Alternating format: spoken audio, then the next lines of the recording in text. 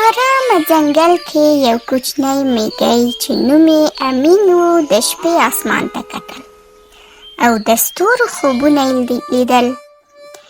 ناڅاپه یو ځلانده شی د اسمان له لارې تېر شو.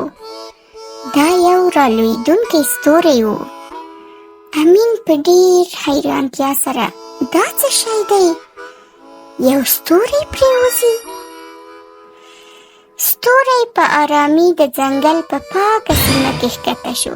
دا یو کوچنی خو ځلېدونکی ستوری و چې داسې ښکارېده لکه مرستې ته چې اړتیا لري. امین وویل دا خو رښتینی ستوری دی، زه باید مرسته ورسره وکړم. امین ستوری په احتیاط سره راپورته کړ. دا نرم او روڼ و. امین پوه شو چې دا ستوری باید بیرته اسمان ته وروړي. امین ورته وویل زه به تا بیرته اسمان ته یوسم. امین د ځنګل تر ټولو لوړې ونې ته پورته کېدل پیل کړل. که څه هم هغه کوچنی و خو زړور او قوي و. د اسمان ستوري پورته ځلېدل لکه هغه ته چې ډاډ ورکوي. د ونې په سر کې امین ستوری اسمان ته پورته کړ. دا ورو ورو پورته شو او لا ډېر ځلېدو تر څو چې بیرته له نورو ستورو سره یو ځای شو.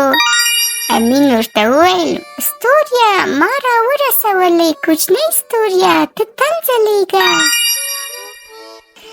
او داسې زړور کوچني امین میګي ثابته کړه چې حتی کوچني موجودات هم کولی شي لوی کارونه وکړي، په ځان باور ولري.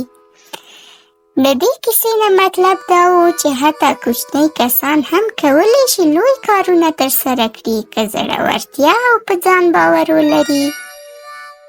نو په ما ګرانو ماشومانو تاسو څنګه یاست؟ خدای دې وکړي چې نن ورځ به مو هم ښه تېره کړې وي، صحتمنده به وئ او د مکتب ټول کارونه به مو سرته رسولي وي. نن ما تاسو ته له ټولو څخه لومړی خپله کیسه پیل کړه چې داسې نه شي چې خوب در باندې زورور شي او تاسو بیده شئ. نو خدای دې وکړي چې کیسه مو خوښه شوې وي او پند مو ترې اخیستی وي. که مو خوښه شوې وي یا نه نو ماته یې هرومرو په کامنټ باکس کې ولیکئ. ښه شپه او خواږه خوبونه.